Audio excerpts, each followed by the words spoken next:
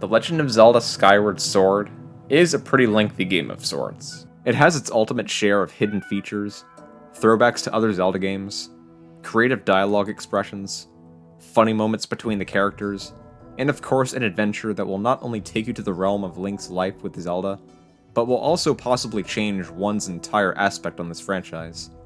If anyone has played this incredible game, you'll know that when you played it for the very first time ever, you were most likely stumped by the amount of collectibles you can get. I mean, Skyward Sword originally came out before Breath of the Wild and Tears of the Kingdom, the two games that drastically expanded on the amount of side quests and additional things you can do. I mean, just look at the 900 to 1000 Korok seeds you gotta get in those titles. When you look at those numbers as an example, you know you're in for a long haul. However, Skyward Sword spoke to us from the get-go. It prepped us for the long and daunting adventures we would face in the next two Zelda games, given the stamina gauge, potion brewing to a pretty good extent, silent realms that give off the shrine vibe, and the sailcloth introducing the glider you would end up using. Also, looking at the amount of resources you would need to upgrade most of your stuff, like the shields, items, quivers, bomb bags, seed satchels and pouches, and much more. From the start of the game, it may seem like a piece of cake, considering the time you take to get certain resources from certain enemies across the world below, but in the end, it's all just a bunch of questions. But today, there's one thing to briefly discuss if I want to show this game as much love as possible: the hidden lore, Easter eggs, and things we didn't know we could do. I probably pointed out some of it in the actual LP, but I would like to press for specifics.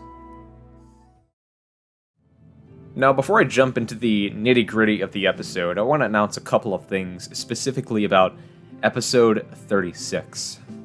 Out of the 50 episodes of the LP, that one was the most important one ever. Yeah, I cried like a baby while reading Zelda's dialogue, so if you ever want to truly make me emotional, stomp on my foot and show me that cutscene. However, there were a couple of possible Easter eggs in the Temple of Hylia that I already showed in that episode, with a couple of medallion markings on the walls, but that was me speculating because it wasn't really proven that was them. There was also the part where I said the markings on the gate were from Ocarina of Time. Those aren't from Ocarina of Time, those were the pearls from the Wind Waker, so that was a misspeak. I know this part wasn't truly an Easter egg, but I did speak briefly about the ceiling panes indicating the statue of the goddess. They were even grown over with some vines and cool stuff in the present time state. That was me admiring some of the incredible attention to detail this game puts into motion. Beyond those pointer outers, I wanted to reiterate my utmost love for the NPCs in this episode.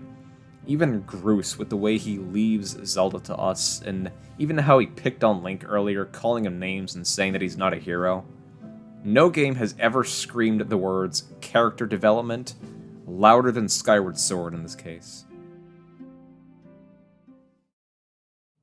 Yeah, I think it was worth, the 5.5 weeks that I took off from my channel for a little bit, because in between now and the time that I finished up this LP, some elements of life happened.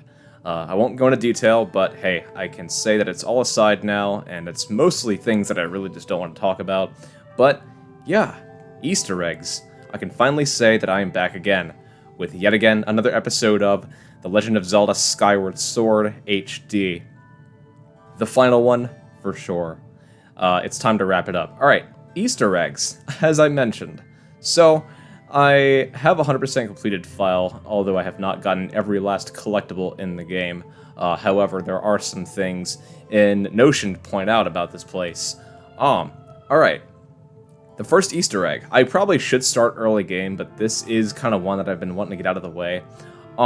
As mentioned in that little snippet that I just did, these are the murals of the pearls from The Legend of Zelda, the Wind Waker, so misspeak. And as I should say also, these actually are not medallions, so don't worry about that part. What I really wanted to talk about was outside here. When you go outside, there's things to notice about the place. Well, for one, if you've played Skyward Sword, you know that for 90% of the game, this is the statue, or at least the Isle of the Goddess, is not here. It's just a big spirally pit of the imprisoned that you fight 3 times in the game. But after you complete Sky Keep, if you go back into this little area right here, and you go ahead and go into first-person view, and you look up, Yeah, this is what I meant. Medallions from Ocarina of Time. They're all here. We have Forest, Light, Fire, Water, Shadow, and Spirit. They're all here, the whole 9 yards, even though there's only 6 medallions, not 9. And the Triforest. So if you're really, just deep dove into this game and have played it for this long and didn't really, find the need to look around, there are some hidden elements from other Zelda games that just kind of lie within. So that's the first one. Pretty cool, right? And you thought that was my last time ever doing it in the finale. Alright, had to bring that back up again. Getting some money from that bird, just, flying right in front of the, area where Farron is. If you want a nice little grind, which I really know is time-consuming, go ahead and keep doing that if you want. However, yeah, we're back at Skyloft, and I know that I really don't have to go to Skyloft for this, but right over here is where the very beginning of the game took place, before the race began between everybody else, between me, Koholint, Stritch, and Groose, and everybody else who participated. Right here is where we met Groose for like the first time ever in the game. He's been getting a back massage from Stritch, his one of his flunkies, as whatever her name is, Crane. Yeah, the lady in the Knight Academy whose name is Crane, named after the bird Crane. Yeah, misspeak. Okay, what I'm really going to talk about is early game. When you see Zelda for the first time in front of Groose, her little triumphant little theme plays right here.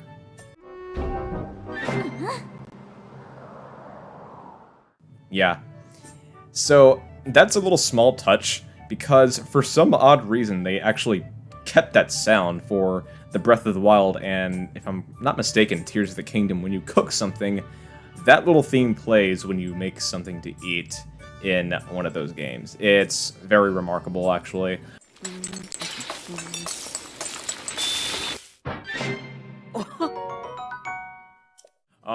It's a little small detail. I know that it's like really not even necessary to bring up, but it is something that represented parallelism between this game and Breath of the Wild. So, hey, if I didn't bring that up, nobody would probably known about it, although most other YouTubers probably pointed it out already. There you go.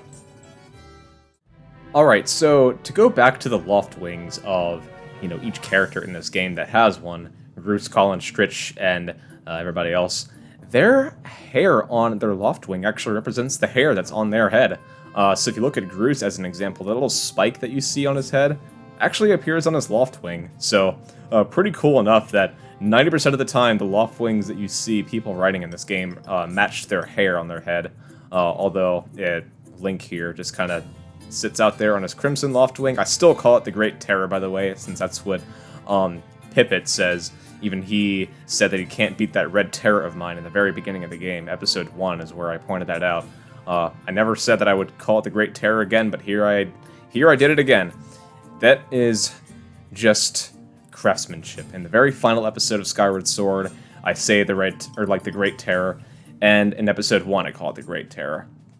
If you don't know what I'm talking about, that's actually a Puss in Boots reference, because the Mama Goose in San Ricardo actually is called the Great Terror, according to Humpty Dumpty. Alright, enough of birds. Alright, so we may be wondering why I'm at Bamboo Island. Well, it's nothing to do with the building structure or anything, but if you go inside, and there is a couple of little things that you can do. I already talked about, bombing some gossip stones and they launch up into the air, or something like that. But no, nothing to do with the building, nothing to do with what's in it, but rather the music that plays when you start this minigame. So if you go and talk to Peter, it doesn't matter when you do this, by the way, the music always stays the same. I'm going to go ahead and say I'm in.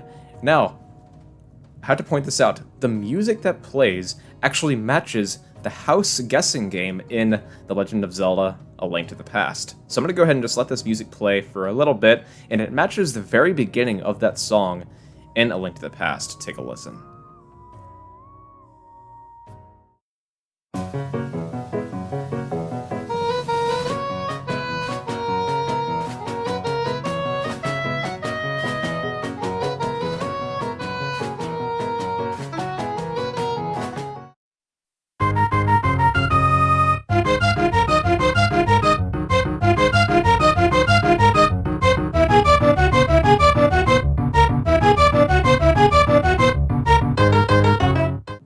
Alright, there you have it. Also, by the way, there is really no debate about this. There has also been a lot of debate about this ever since this version of the game came out. Buttons-only control is the critical way to get over 40 cuts. If you're going to do that on motion control, you may as well just give up, because although it is possible and you can get some very valuable collectibles from Peter in this minigame on motion control, your best bet is just to go to buttons only, because, man, I'm not even going to lie, it is just a game changer when you can just flick that thing left and right with, you know, just the flick of your thumb. So, if you want to go ahead and give that a try, go right ahead. Nobody's stopping you. The world is yours. That is not a Scarface reference. Ha! Ha! Ha!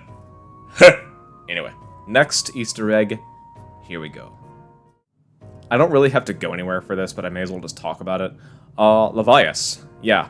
So if you ever played Link's Awakening and visited Koholint Island, you'll notice that the Sky Whale actually matches Levias' appearance. Ever since Link's Awakening was released and remastered for the Switch, you can definitely see the graphic design change from the original and the remake. I mean, just look at Levias, he definitely matches that criteria, so, yeah, I didn't really have to go anywhere for that. May as well just point it out, since it's been sitting right there in front of me, and barely anybody else has talked about it.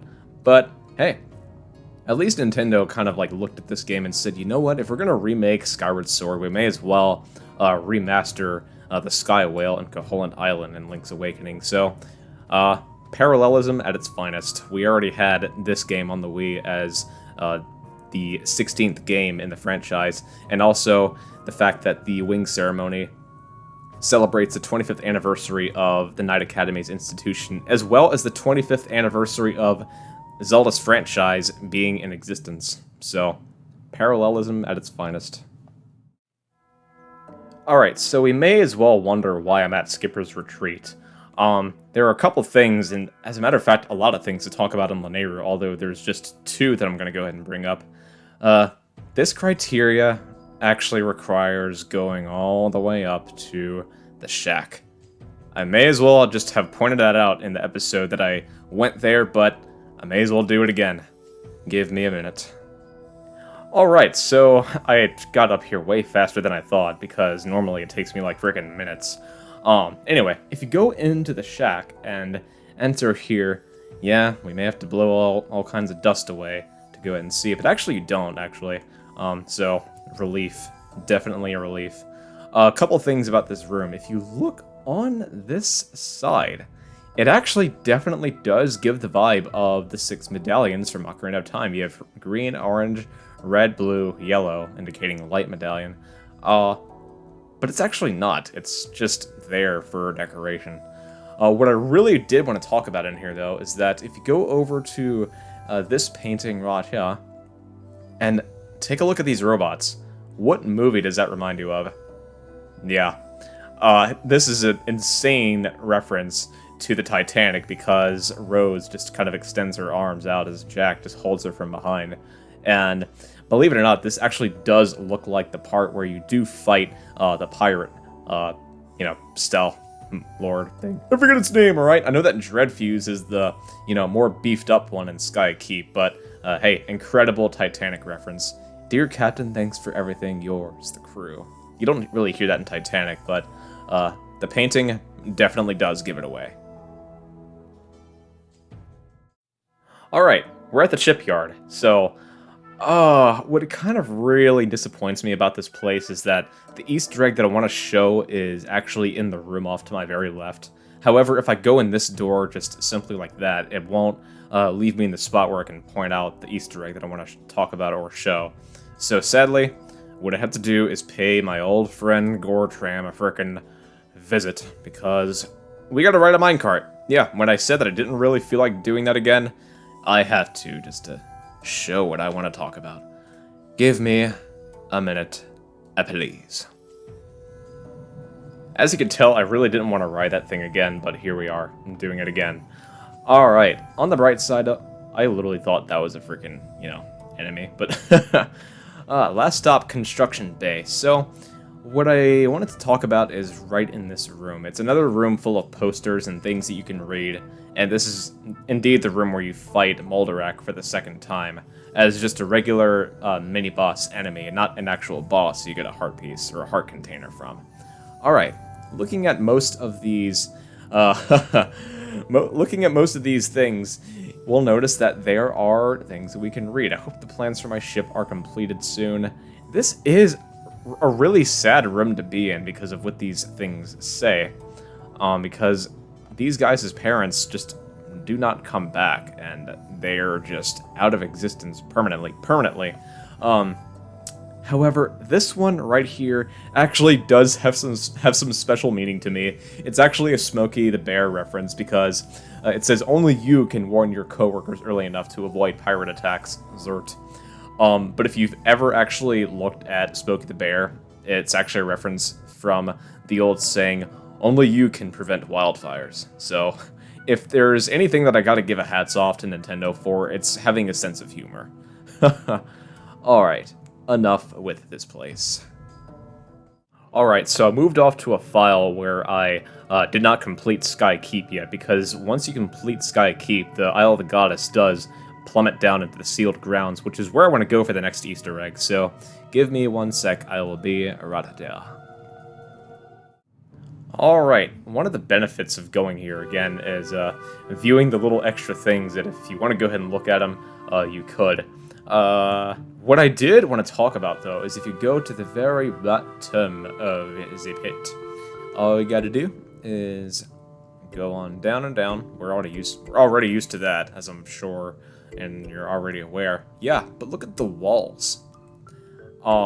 If you don't know what this is, it's already just speaking to me.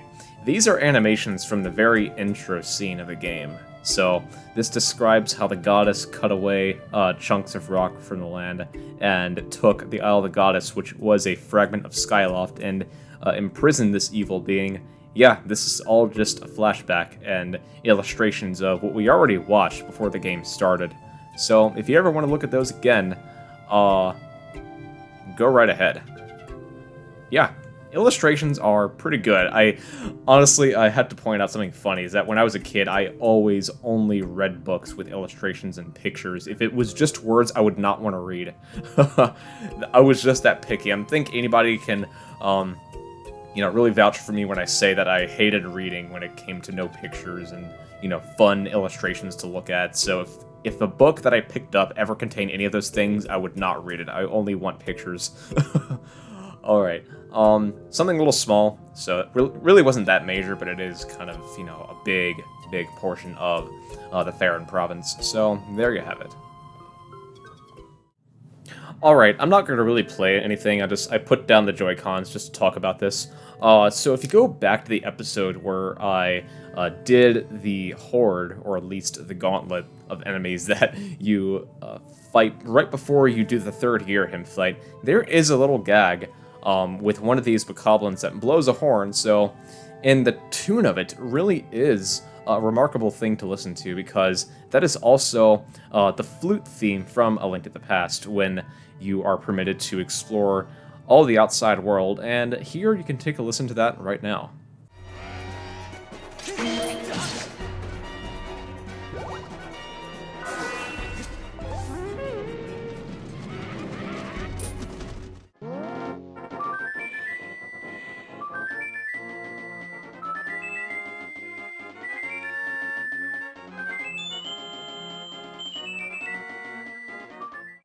And yeah, some can say that that's a coincidence, but it's really not to me. I mean, what else does it sound like?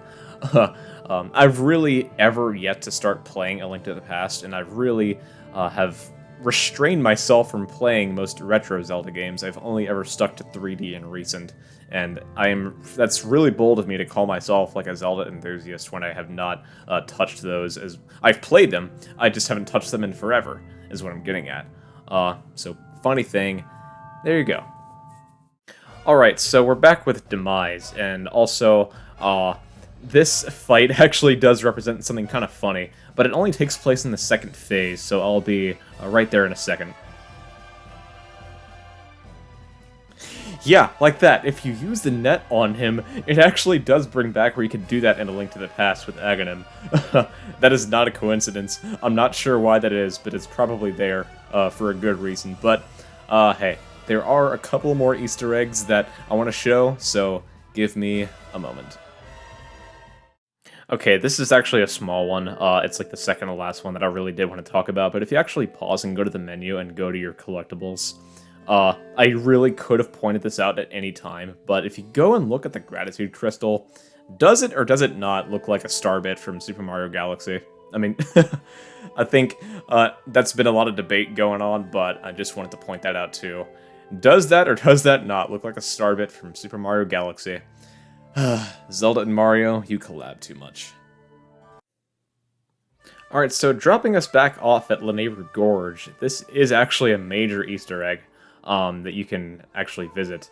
Yeah, forgive my hearts because I just was in the Demise fight.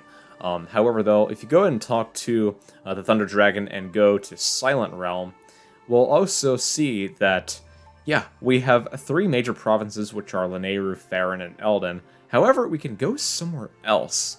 What was the other place that can have a Silent Realm other than Skyloft? Alright? Keep in mind, this is after you finish up Sky Keep, so this Easter egg otherwise won't be available. Alright? Okay. Show me what you got. Alright.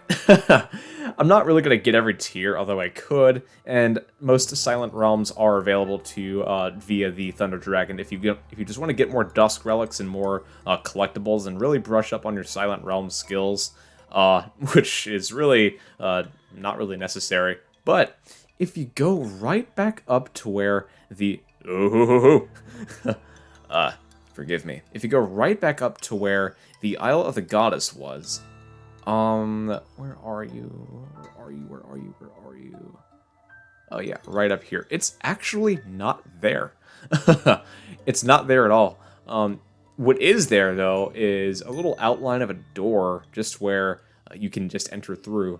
So the statue is gone, but this is just gated off, and it's just unavailable. Alright? I like how they just kept that parallel, and no matter which world you're in, either a Silent Realm or the Overworld, the Isle of the Goddess, no matter when you visit Skyloft, even in the present time, it is just not here. It's just period, just gone. Alright, that is really every Easter egg that I really know of. I could have brought up some more major ones and really repeated them, like the resistance from Twilight Princess and being in the Lumpy Pumpkin here. I just did that in the episode that I got there, so no need for repeats, but the shorts are there. I did end up making some shorts about this game in some episodes where I brought about some really remarkable things. So, with that, this wraps up Skyward Sword. I'm going to go ahead and step back into the Ring of Light because I don't want Guardians chasing me when I'm just giving this game a farewell, although I will play it again, probably this winter, most definitely. But that wraps up the entire collection of Easter eggs that I can really come up with, based upon my experience of playing this game. So, with that, stay tuned, subscribe, like, comment, or anything else, and be prepared for what my next project might be. And peace out, everyone.